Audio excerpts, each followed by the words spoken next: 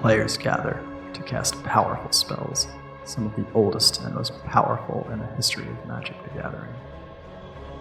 Vampire Hexmage, Flusterstorm, Crop Rotation, and many other brainstorms. Battling head-to-head in brutal combat, they all have one thing in common: to uphold their legacy and the search for eternal glory.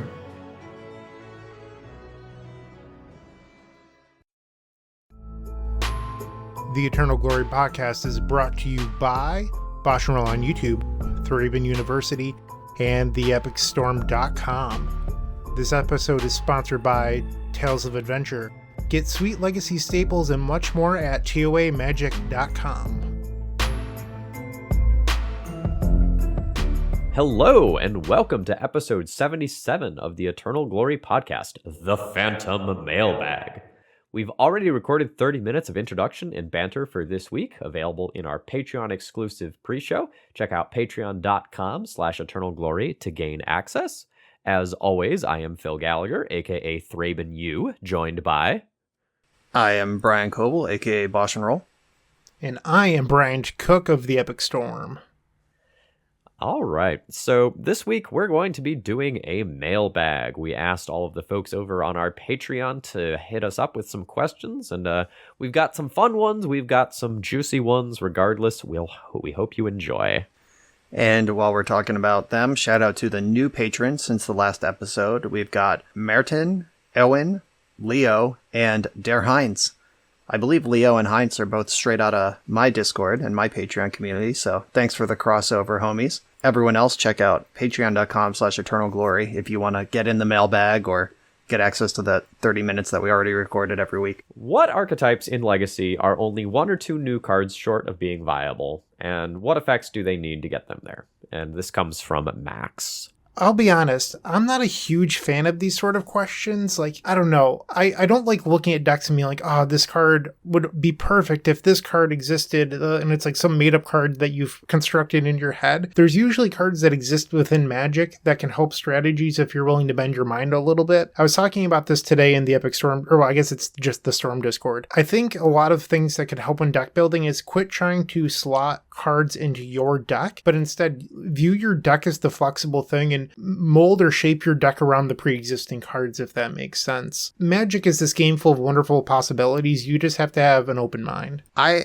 agree with most of that. I know this is a really dissatisfying answer to Max's question here, but I also just, my eyes glaze over when people are like, design challenge, design a card that could fit this or like appropriate power level for this format that would, I'm just like, ugh, no, that's not my job. When you're paying me Mark Rosewater bucks, we can have this conversation, but I do like to live with what is and not with what I wish was, just in general in life and especially in Magic. But I will take this a little bit of a different direction, and I'll shout out some archetypes that have gotten some new toys in the last year or so that have been really great. And I want to shout out specifically 2 of my favorites, which are Standstill and Pox. Urza Saga just sent both of those decks into the moon, like Lone Pox being a land that makes a bunch of value, and then it tutors up your currency converter or your curse scroll or your Mox Diamond or whatever you need out of Pox, or a land that just thrives under Standstill. It's better than Mishra's Factory ever was. Love the additions to that. Like Pox, I also just mentioned currency converter. I think between Saga and Converter, Lone Pox is just completely real at this point. I recorded with Standstill for the first time. I got really into Standstill when Shark Typhoon was printed, and coming around to it again now after kind of ignoring it for a while. I'm making my first real earnest attempt at making that deck good. Currency Converter, shout out. Urza Saga, shout out. Timeless Dragon, shout out. There is a lot of stuff you can do under a Standstill these days, and it's good. I was actually like cutting options. It's like, oh, there's too much. I need like normal cards in this deck too. So I'm going to choose to answer the question that way. I'll take a different approach here. I would say that most of the questionable things that like people like Brian and I play on our channels are 1 to 2 new printings away from being respectable. The issue is that most of the time when something broken gets printed that could make these archetypes better, it also makes everything else better, right? Cards like Deathrite Shaman that might have been the glue that you needed to hold together your bug mid-range deck. However, it's going to make everything else in the format better because like it's just going to slot in everywhere, right? So every time we get a really high power level card that might boost your pet deck up, it's also going to boost everything else up. Right. Like if we were to get like a hypothetical like Rite of Flame variant with Metalcraft, like it makes 2, but then it makes 4 with Metalcraft. Bryant just passed out in his chair, by the way. That deck might make your Painter deck better, but Storm's going to beat you up a lot harder. Like there's going to be someone doing bigger stuff with your new toy than you are. So it's not only about you getting the printing you need, it's also getting the printing that you need that's niche enough that it doesn't go into other decks, boosting them up. It comes up a lot in Legacy discourse where people say things like, well, when you look at Sneak and Show hasn't had a new printing in 10 years. Because you can look at, what was the Artisan? Yeah, things Arcane like Artisan. that. They're like cyborg tools, but there hasn't really been anything printed since Gristlebrand for Sneak and Show, which is sort of a fair point. Like there's Omniscience, but even that's like almost a decade old. Your deck isn't entitled to new printings, which is unfortunate, and it stinks when Blue Red Delver gets a new card every 3 months that breaks it in half, and your pet deck doesn't. But ultimately, that's just magic. Literally as Garfield intended. The point of the color pie, the point of strategies existing, the point of context and deck building is that it doesn't just become all the best cards in a pile. Played Yu-Gi-Oh! When it was new, and there was no like color pie. Maybe the game has advanced or like synergy takes over raw power, but like every deck back in those days, it was like 2 mind control effects, there were 3 discard effects, and spells were just spells. Like you can cast some number of spells on your turn, you can activate some number of traps, you can play some number of monsters. And those were the only rules. You don't need mana, you don't need lands. So the best monsters, the best spells, the best traps were just 30 of the 40 cards in every deck. And Magic is specifically designed to not be that. So when you're looking at a deck like Sneak and Show, where you literally have a 15/15 Annihilator and a 7/7 lifelink that draws 14 cards on arrival, the backup plan to that is an enchantment that you can cast all your stuff for free. What are you looking for? Like, what cap hasn't been broken yet that it's going to replace Emrakul, Omniscience, and Grizzlebrand in the Sneak and Show shell? Do you want, like, a Sneak and Show effect that costs 3 instead of 4? Like, what are we doing here? What are we talking about? Another thing I think that comes up in terms of card design is like, you might want these things for your deck, but does the existence of that card make the game better? You know, let's do an absurd example. Like, let's say there is another card that is on the same power level as Chalice of the Void that can be played off an Ancient Tomb. Does having more prison elements like that in the game legitimately make the game better? Like, yes, unquestionably it would improve your archetype, but like, does that make for better Magic? And I think that's something very easy to forget. You can always say like, oh man, if I just had the redundancy in this, if I just had this, like, does the game get better with those things being injected in? And the answer is oftentimes no. You don't need a second card that is effectively standstill. Right, yeah. Like you're in your example there, like a Thorn of Amethyst, but for artifacts. Like non-artifact spells cost 1 more. The Lodestone Golem text on a 2-drop instead of on a 4-drop. Like that's good for a small subset of people and terrible for everyone else. Let's go to the next question here. This one is from Cardboard Connoisseurs. With the 3 of you getting into cEDH, what are some card choices in your 100 cards that go against the norm, and how best to break into this particular format? I really enjoyed the deck breakdown that Brian posted a while back, and you 3 are the best. Thank you. Well, we're going to do a cEDH episode. Next episode, I believe, is completely dedicated to that format, that metagame that we've been talking about a lot because we are all getting into it. And Bryant's going to have the most thoughts about this because he's spent his entire career just being as broken as possible. I have spent my time working on Rafine, Scheming Seer. I just like the ways to make her work. What can she do? And like, rather than go, like, I believe what Bryant did, and he can speak to this more than me, I don't want to speak for him, is how do I go the most broken and then find a commander that supports those colors and those spells? What I did was, I like this commander. How do I maximize for her in a way that makes more sense than any other combination of Esper cards? So I built like a Stax Reanimator deck. And there's a lot of card choices in there, like Ruthless Sniper is a card I'm playing. Arcfiend of Ifnir, because I'm like a discard deck. Like Arcfiend of Ifnir is just Plague Wind every turn. And building to my commander and maximizing for the commander rather than choosing commanders to maximize the spells is kind of the route I've taken here that has led to some interesting card choices. Brian is pretty right on the nose when he said that I was looking to do the most broken thing possible. I mean, if you've met me, you know that's what I try to do. So I put out a tweet saying, hey, what is the best combo commanders?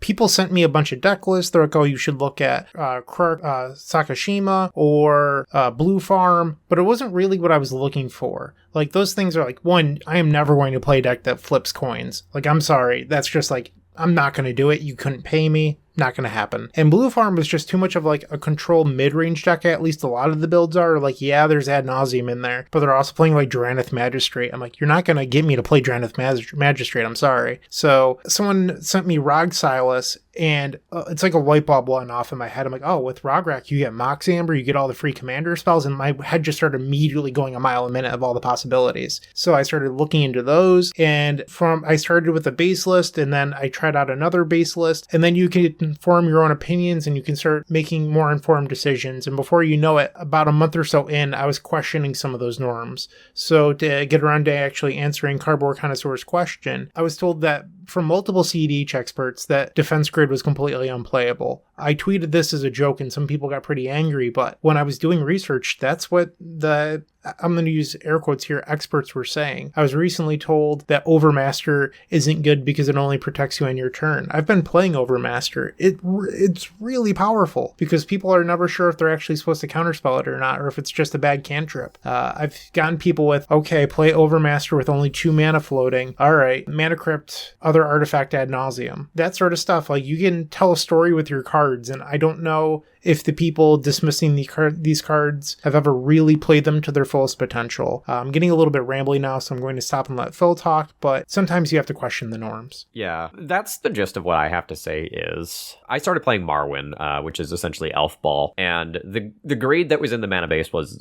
unreal. You know, something like a third of the lands didn't actually produce true green mana on turn 1, which is like huge when you need to be playing like elves and things like that. So I essentially looked at the mana base that was being presented in the primer as like, you know, the stock option, and I just went like, no, this isn't okay. And like, I thought it was too greedy. There were too many colorless sources. You weren't going to consistently get the value that you needed to get out of the utility lands. You were tapping out on your turns anyway, so some of the cards like Emergence Zone weren't like going to be as good as they might theoretically be anyway. And like the biggest thing I did was like reevaluate the mana bases. I think a lot of the decks are skimping on land or are skimping on number of colored pips in order to get these utility lands in there. I don't have too much else to say other than just that. I'm not surprised, Phil, since you were always the guy questioning the Death and Taxes mana base for being too greedy, so this is just like your brand.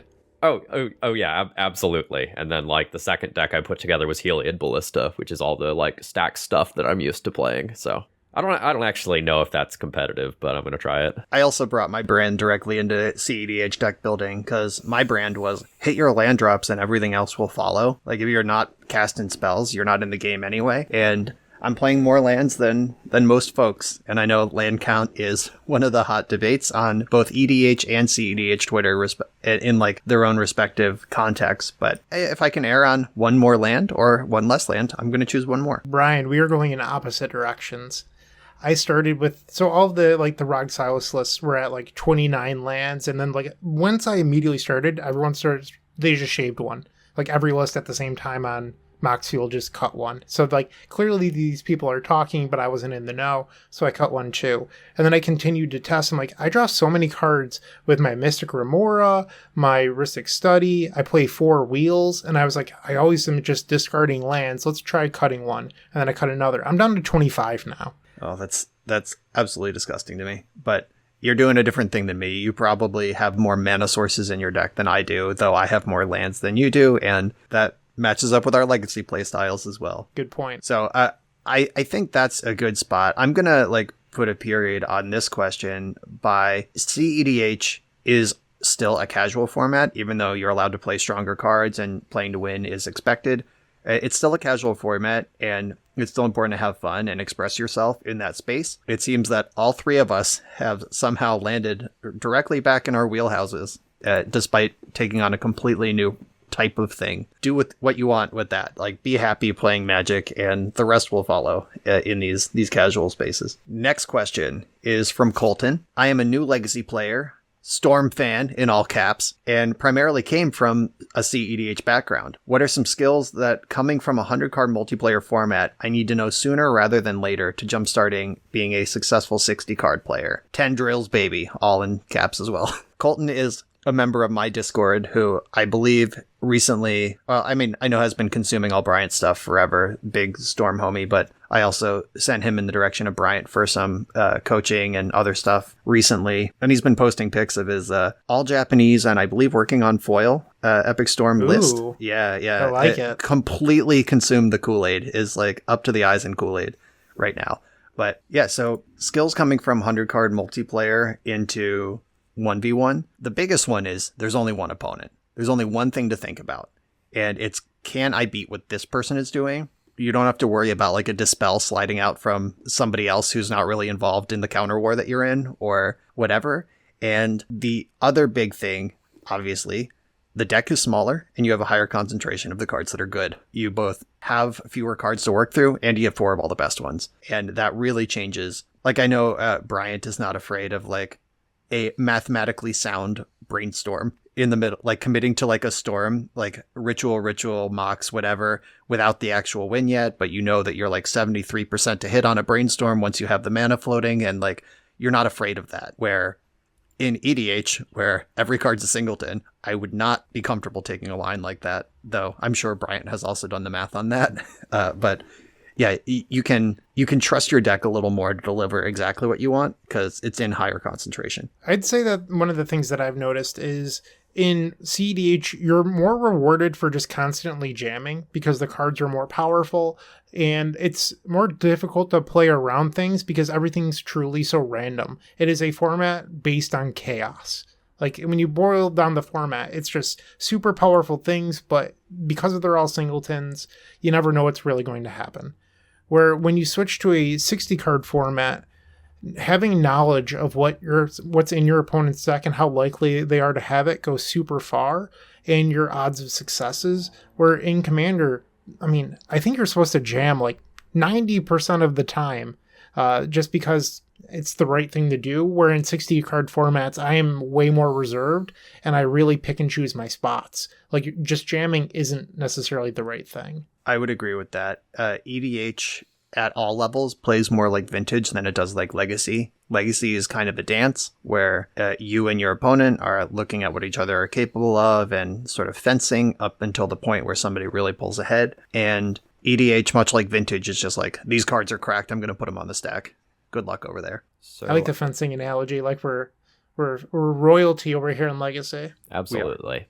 Something else on this point, not the royalty point, but the 60-card skills point. I think something that I really wish people had beaten into my head earlier was the fact that you play more sideboarded games than game ones. So, like, if you are coming from Commander in any capacity, like, you are always playing your same deck against your opponent's same deck, right? But in, like, 60-card constructed of any nature, your game ones play out very different from your game twos and game threes as you go to adjust your deck to fight your opponent, and your opponent does the same. So I think a lot of times when people start testing in 60-card formats, they just play a bunch of game ones, and they're like, okay, I get the matchup. Like, no, you really don't. You have only touched the tip of the iceberg here.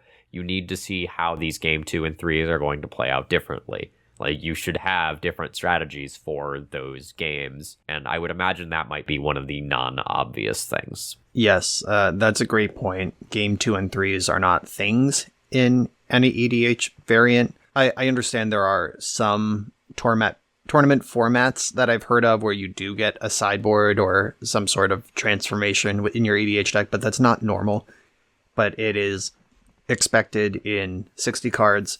And really just, I barely even test game ones if I'm very serious about a matchup. Like, we go straight to game 2 and 3s. You're going to play more games 2 and 3 than you are going to play game ones over the course of a tournament. And that's just where the magic happens. Let's move on to the next question. This one is from Muso. I've played MTGO, that's Magic Online for folks, off and on since launch. but have almost no experience playing in paper.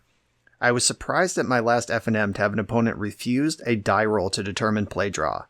I had a casino-grade die and even offered to borrow one from the players next to us in case he found mine suspicious for any reason, but wouldn't accept it. Instead, he offered playing rock, paper, scissors as his only acceptable method, but I know that method is not truly random and one can exploit patterns of human behavior to gain advantage. It was just an F&M, and I already had a negative record at the event, so I let it go, but it made me wonder, how common is this in paper play, and how should I handle this kind of thing in the future? First of all, holy guacamole, that opponent was a dingus. Shout out to you for identifying that this is weird and abnormal. It is. So determining play draw is like one of those conversations that comes up on Magic Discourse every 6 months or so. It's like rolling 2d6s and to a high roll is like the previous standard thing.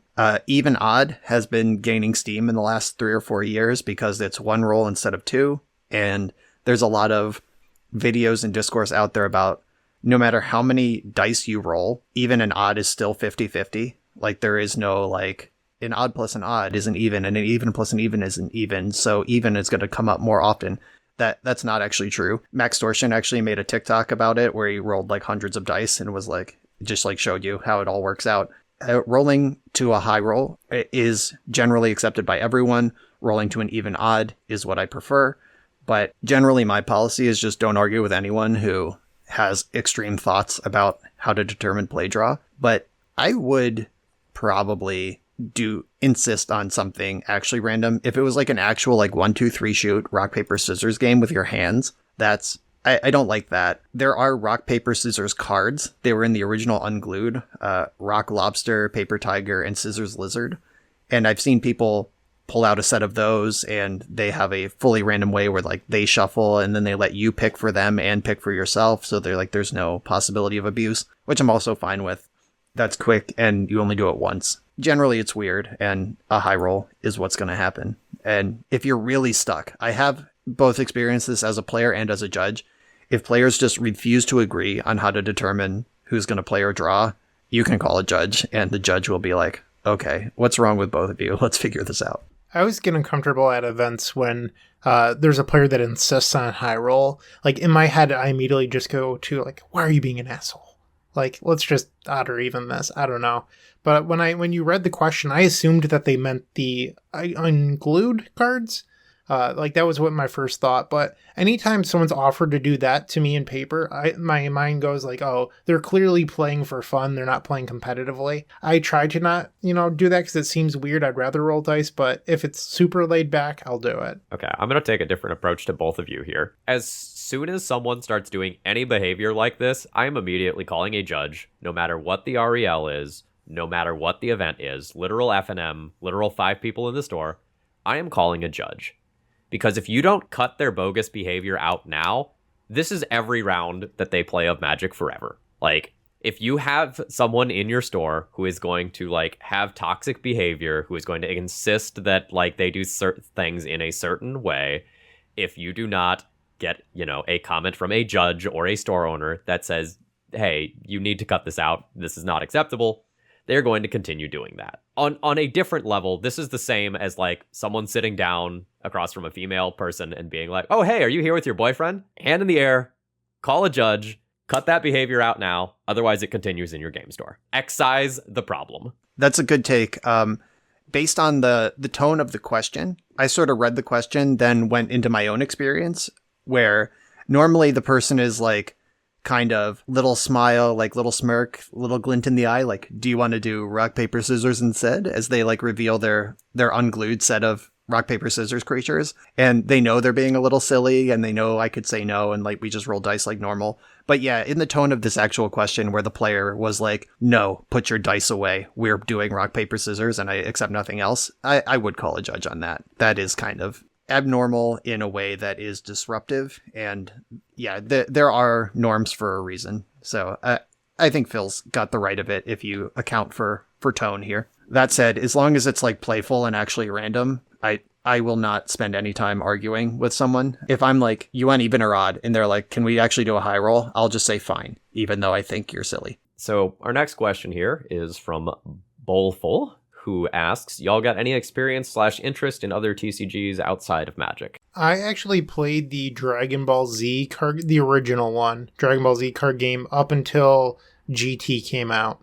I played it alongside Magic. Fun fact, I think Brian and I have been playing a very similar amount of time playing Magic the Gathering. I've been playing since 2002 and I've never quit. But I played DBZ for a handful of years at the same time. And that game was just absolutely cracked. Like, they just didn't know what they were doing for the most part. At one point, they printed something called a location, which would be similar to like a plane chase thing where you just pick a battlefield. And it said, like, all your effects that have peers or partners in play count times 6. And there was just like a random card that said deal 4 damage for each partner you have. And they never banned that card. So, like, you just decked your opponent with like a single card. Like, it was just bananas. And they're just like, yeah, this is fine. Yeah, that sounds like the early days of Yu-Gi-Oh!, which I already mentioned on this pod once. I was really into the show when it first premiered. It was age appropriate for me at the time. Not that I think anime is inappropriate for anyone. Do what you love. I was in upper grade school, probably 7th, 8th grade when the show came out. And then the card game followed like a year later or so. And I played until basically Yu-Gi-Oh! Did the same thing that Magic did with Chronicles, where after Alpha, Beta, Unlimited, Antiquities, Legends, Arabian Nights, they were just like, wait, people like all these cards, let's print them into the dust. And that's how we got the reserve list. It almost killed Magic. Well, it killed my interest in Yu-Gi-Oh! Too. They printed a set called Dark Beginnings, which I had built play sets accounting for like restricted cards and whatever number you could play of all of the cards. Like, I had Legend of the Blue Eyes X3, which is like owning a playset of Alpha now, and the fact that I just yeeted it when I did, and I see the prices now, it like breaks my heart. But I had like Legend of the Blue Eyes, Metal Raiders, all the early sets, however many you were allowed to play, and then they printed Dark Beginnings and like Exodia. Like, everybody who is even adjacently aware of Yu-Gi-Oh! Knows about the Unstoppable Exodia. You get like his head and his 4 limbs in your hand, and you just win. You just reveal them and the game ends. I had like a set of Exodia. All of the pieces were ultra rare in Legend of the Blue Eyes, and they reprinted them as the head was super rare, and then all of the limbs were regular rare. So it basically like downshifted from 5 mythics to like a rare and 4 uncommons in Magic parlance. And that was just like one of the many things that just obliterated my interest in collecting or continuing to play that game. And then that's also about the time that I was just getting full-fledged back into Magic. I never quit Magic, but I was playing more Yu-Gi-Oh! Than Magic for that period of time. And this was around Mirrodin in Magic's history. So I was playing a Yu-Gi-Oh! Tournament at the only game in town in New Jersey, and I saw somebody on turn 1 just like Seed of the Synod, some other artifact like Welding Jar, Tooth of Chiscoria, Frogmite, Mirror Enforcer, go. And I was like, oh, I want some of that. So the brokenness of Mirrodin that everyone was quitting Magic over got me back into Magic around the same time where the disaster that was Chronicles that almost killed Magic did in fact kill Yu-Gi-Oh! For me. I played a lot of card games growing up, never any in quite the same way that I did Magic. Like, I played the Pokemon card game, I played Yu-Gi-Oh! I got really big into the Naruto card game in college, which was very fun, but the rules were like unparsable, and was like a huge deterrent to more people actually getting into that game. And this like only kind of counts. The big thing that I do today is actually play Slay the Spire, which is a video game that like very much has like Magic the Gathering and like roguelite elements kind of pushed together into one. And like, it's a deck building game where you acquire random cards after each encounter, and there's like relics and other stuff that go along with it. That gets hundreds of hours of my time. So like, while I'm not actively channeling into any other card game, like, that one still kind of counts. Phil, you segued me perfectly. I was going to mention one of my all-time favorite games is Final Fantasy VIII, because you can play the card game in it, which is a similar theme where you battle other people in the game, you get cards, and then you can play the card game. I would play that card game for hours. Like, it was so good. Yeah, if we're merging the physical definition of card into digital spaces, I have hundreds, maybe thousands of hours of Hearthstone under my belt. I have not played it in probably a year or more. I I could probably safely delete it from my phone at this point, but the Hearthstone base game that then transitioned into Battlegrounds, which was my first experience with auto battlers. Then my enjoyment of auto battlers transitioned into Storybook Brawl, which is kind of my, if I have 25 minutes and want to chill, that I still just fire that up. I was grinding to like Mythic and qualifying for the monthly PTQ for Storybook Brawl for the first 6 months or so it existed. Now I just sort of, when I have 25 minutes, fire one in. I'm not really grinding it anymore. Also, that triggers a question that's in my own head, because coming from Magic and Yu-Gi-Oh! And whatever, and then playing Hearthstone, which is marketed as a digital card game, now I play Storybook Brawl, and in my head I call all the units cards, but they're not.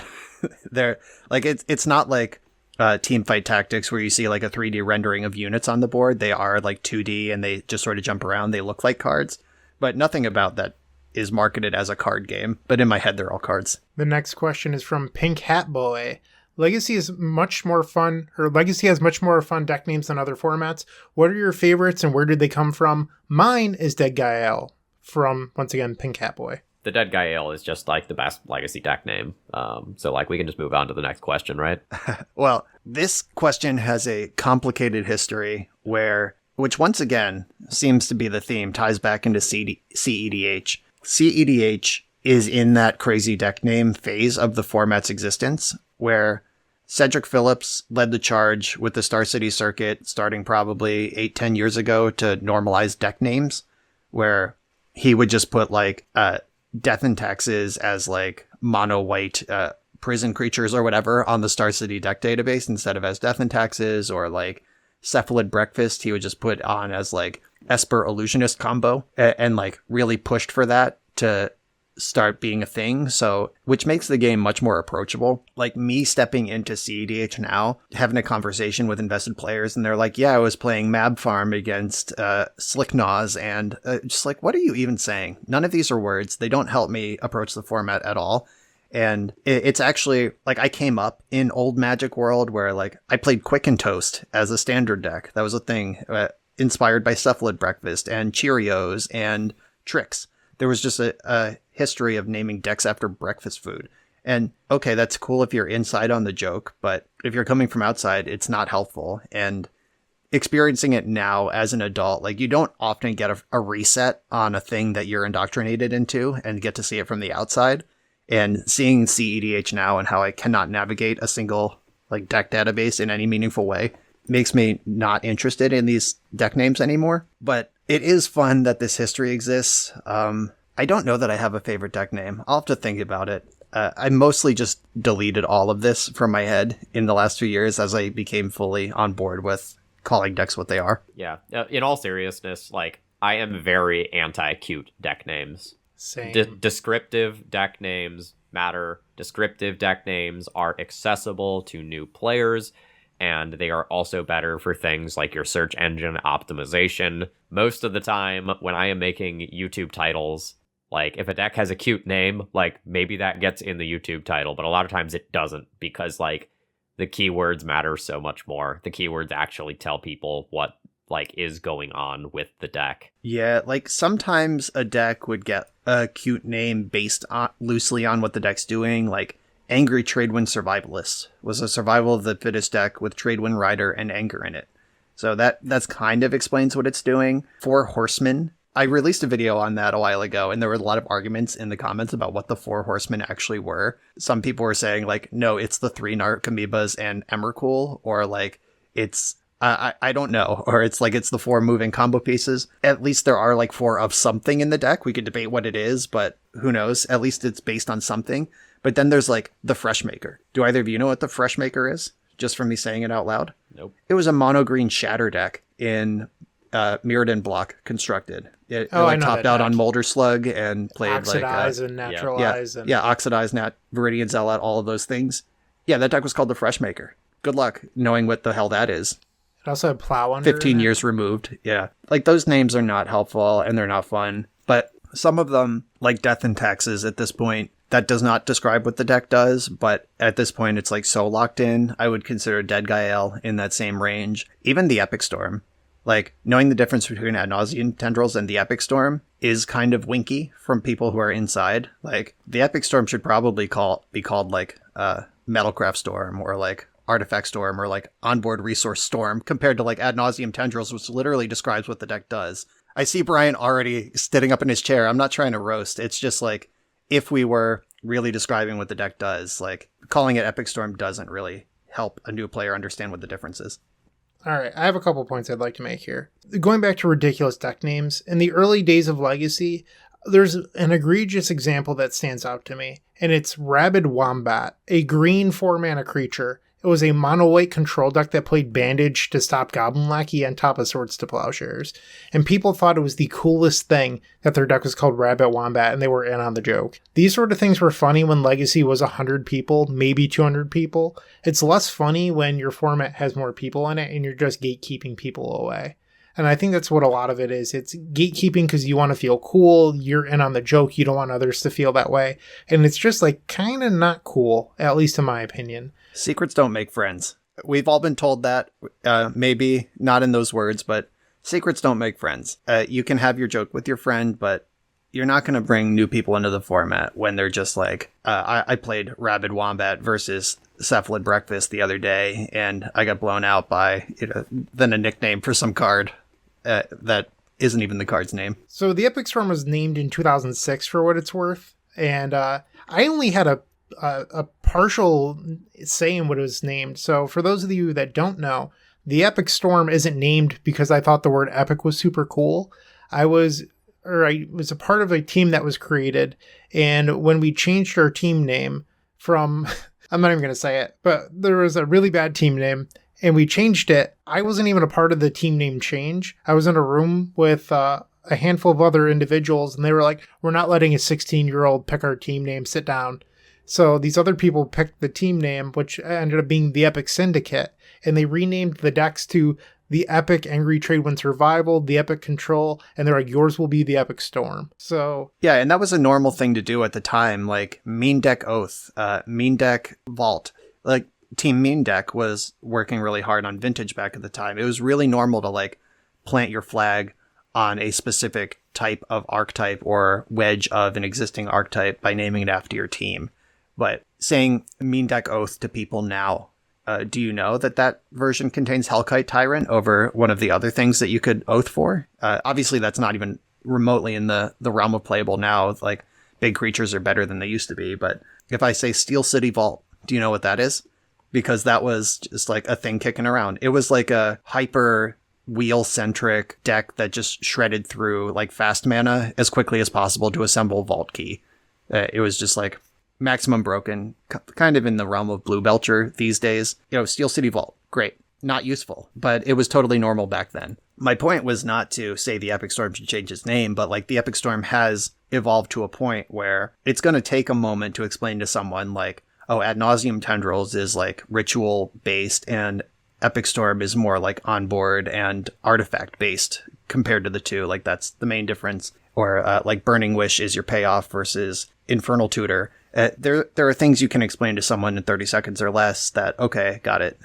But the name does not help differentiate anything. So I would agree with you. That said, I think it's easier for, and I do realize and I agree with you that it's less specific, but for a format as old as Legacy, I would actually argue that Ad Nauseam Tendrils is a misnomer, because like it's not really Ad Nauseam Tendrils. It's a Past in Flames Tendrils deck, but it's never been renamed because like there's even lists out there that don't play Ad Nauseam. Like there's members of the Discord that like sometimes play it in their sideboard, where the Epic Storm is also a name that can change over time. Like if I had named my deck the Diminishing Return Storm in 2006, like it wouldn't stand the test of time. So with having some flexibility in there, it is nice. I think Death and Taxes has that part of that longevity, not only because it's been a playable deck for a long time, but it wasn't called Sarah Avenger mid-range control or whatever. You know what I mean?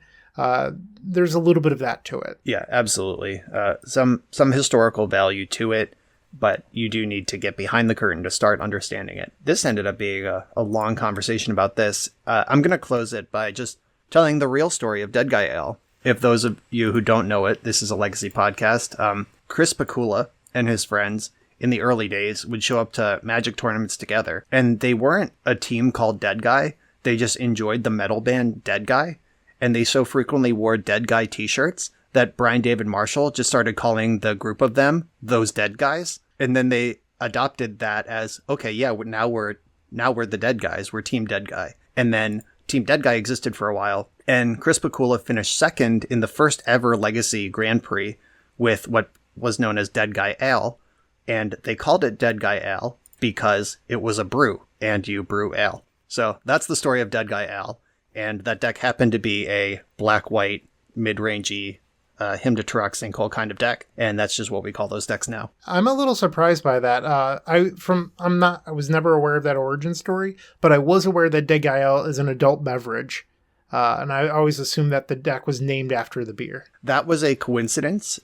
It was sort of a meta thing that also, like, the beer did exist at the time, and they did know that, but they didn't name the deck after a beer. It was just like, we're the Dead Guys, we brewed this, you brew a beer, this is Dead Guy Ale, and it's also funny because it's a beer. I can see that. So, Yep. Brian, you're also super old. I'm sure you remember this. You'd face people growing up, and they'd have their Metal Mages signed by Chris Pakula, or their Shadow Mage Infiltrator signed by John Finkel. And these people were like rock stars to me as a kid. And interacting with them at Grand Prix or facing them at Grand Prix and stuff, like, it feels surreal. But also at this point in my life, I'm just like, yeah, there's people too. So it's kind of wild to think back on how my perspective has changed there. Yeah, I remember getting actually like shaky the first time I was near a pro that I had read about in like Inquest and like Scry magazine as a kid, and like as Magic moved online, like on the Mothership articles, like I believe it was Shuhei Nakamura, and I wasn't even playing against him. I was like a table down from him at a Grand Prix trial the Friday before a Grand Prix, and I was like, oh my god, this is so cool. Like, my hands were actually like shaking while I was shuffling my deck. And then you realize that they're all just nerds with a passion in common with yours. And they're great at what they do. But like these days, like Pakula and Kai follow me on Twitter and we like interact somewhat regularly. They've both done intros for this podcast. I just like fire off a DM like, hey Kai, can you record an intro for this podcast? And he's like, I've never listened to it, but sure. And they're all just like cool people hanging out in a nerd space with other nerds. Yeah, this isn't an explicit question, but I think it's worth following up on. Everybody loses life points the same way. Like, it might be really intimidating, like, the first time you get paired against a pro, like, whatever that means these days.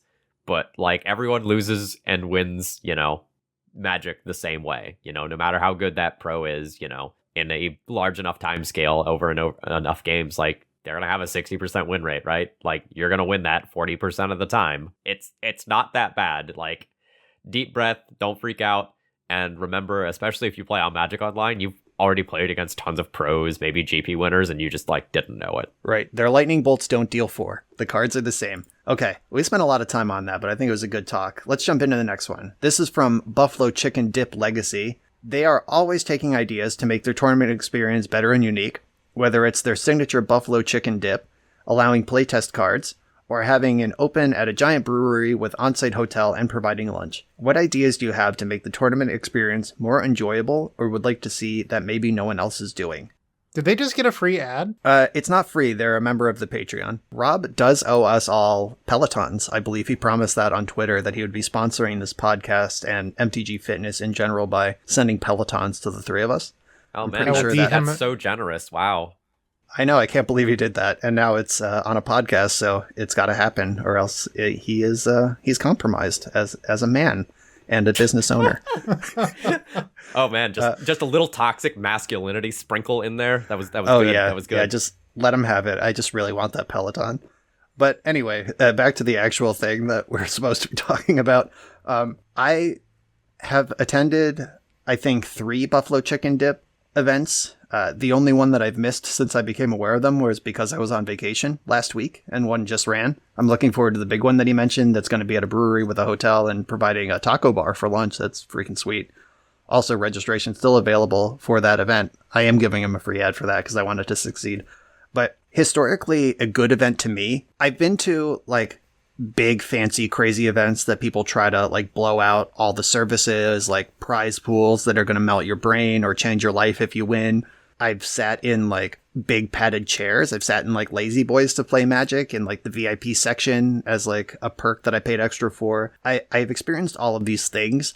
And really at the end of the day, I want a well-run event. I want a competent judge staff. I want well lit. I want it to be clean. I want a chair to sit in with some elbow room. And I want to be able to do a number 2 in the bathroom comfortably if necessary. Like really, if those boxes are checked, I think that event is going to be really good. And that might sound like the bare minimum, but it's not. Like that is a real bar that especially now that every freaking store gets an RCQ that does not require a judge of any kind. And just any Yahoo with a brick and mortar location can run these things. I've seen some horror stories. I want those basic boxes checked, unassailably checked before you offer me a taco bar. But once those boxes are checked, Tales of Adventure, when they did their Eternal Extravaganza series many years ago, my favorite one that they ever did was at their home store.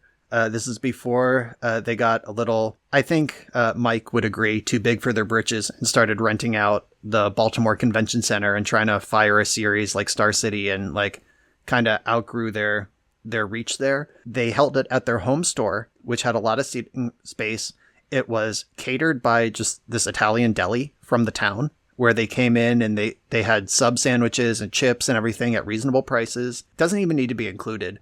I could eat food without leaving the venue, a variety of like nutritional or junk options as I please, just have room to sit down and eat it. And that just made me very happy compared to any big blow the doors off kind of experience. Speaking of blowing the doors off, Brian, that taco bar is not going to go well with your toilet situation that you were talking about there. Well, I mean, if I said I want a clean place to do that if necessary, and it is likely to become necessary, but having attended 3 of these already, Buffalo Chicken Dip is no better than a taco bar at keeping the bowels solid. So it's been experienced already. Rather than trying to do more things to make yourself stand out, like being better at the things that matter is what I recommend. Almost without fail, when I think of like the worst Magic tournaments I've ever been to, it's because like there wasn't enough space, there wasn't a place that I could realistically get food, there wasn't a place where I could refill my water bottle.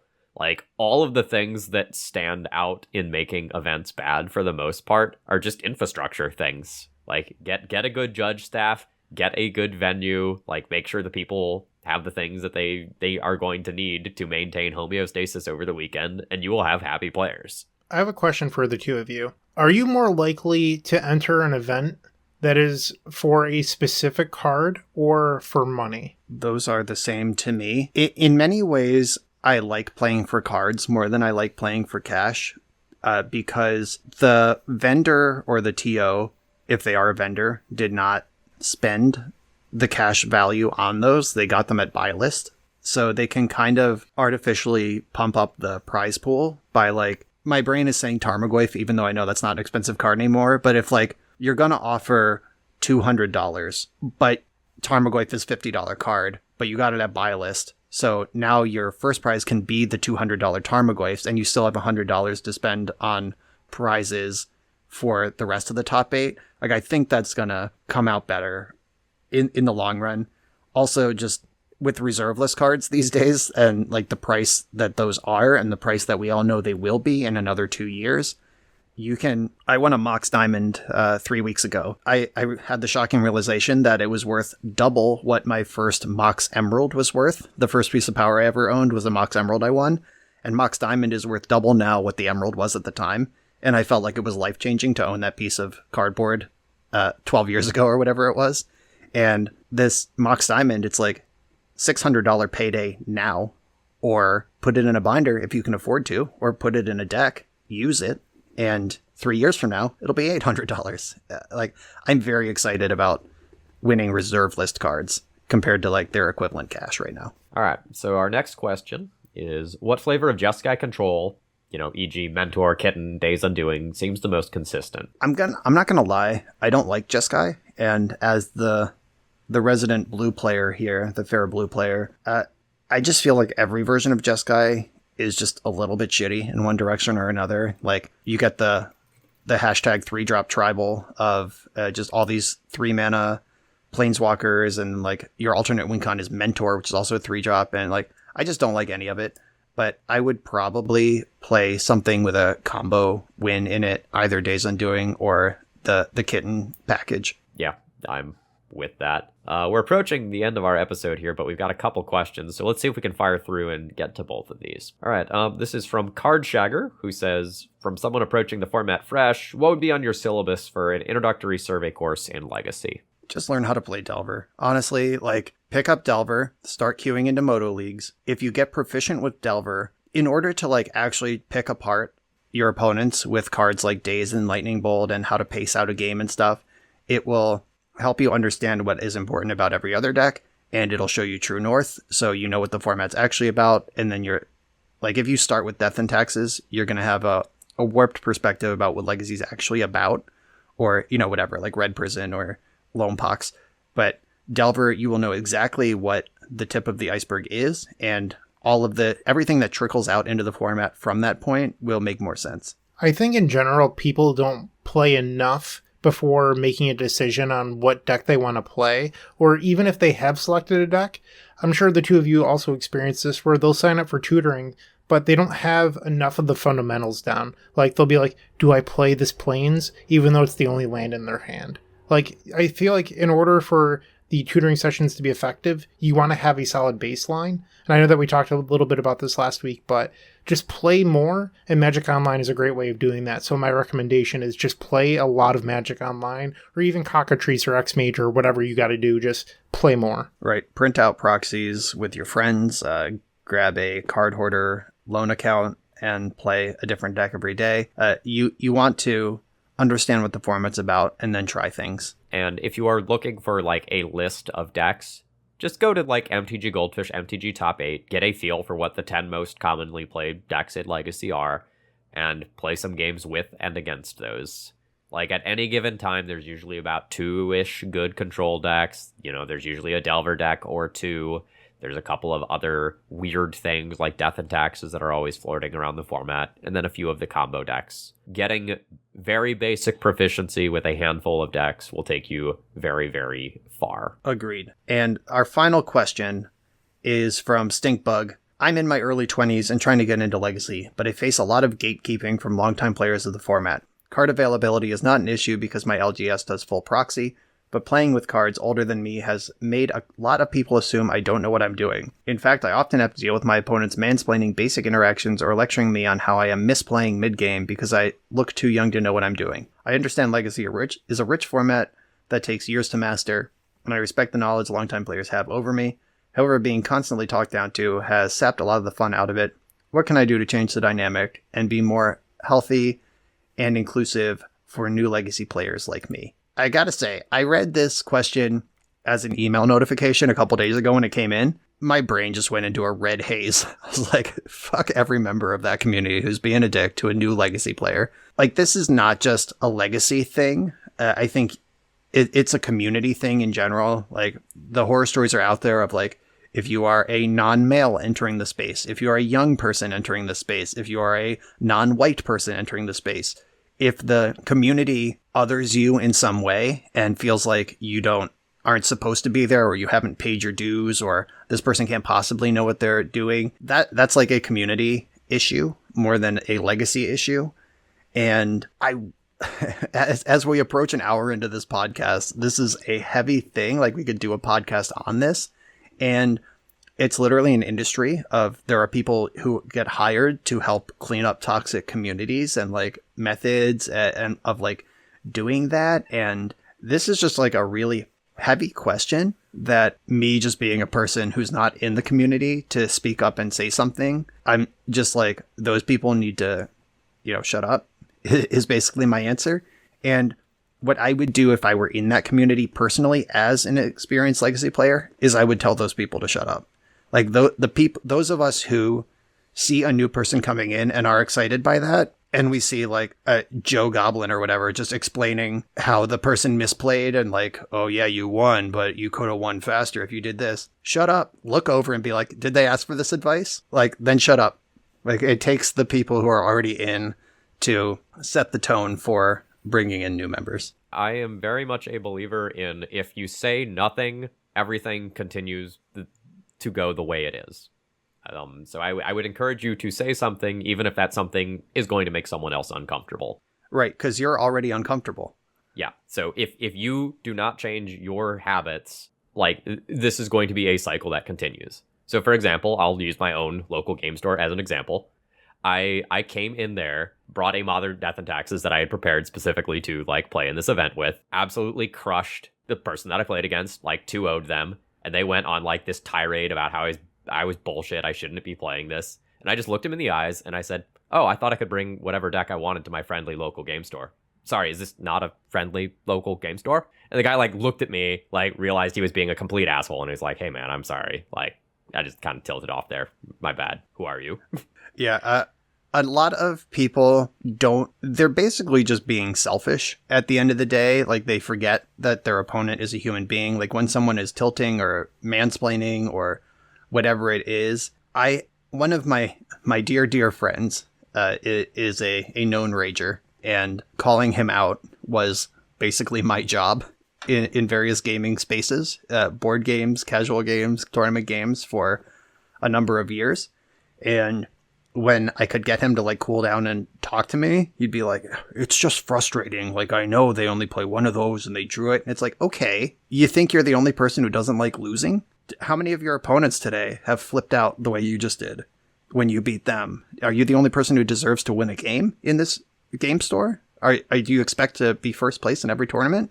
And like, just like once you start to actually engage in a conversation with someone, they realize that they're being a dick. Most people don't want to be dicks. And a lot of the time, an apology doesn't feel good. It's like, I wish you just weren't a dick instead. But an apology, I guess, is a start. To piggyback on what Phil was saying is, stand up for yourself. If you're not comfortable doing it to the person directly, you could talk to the store owner or the TO or whatever you've got to do. But if you sit there, like Phil mentioned, not doing anything, it's going to bottle up within you.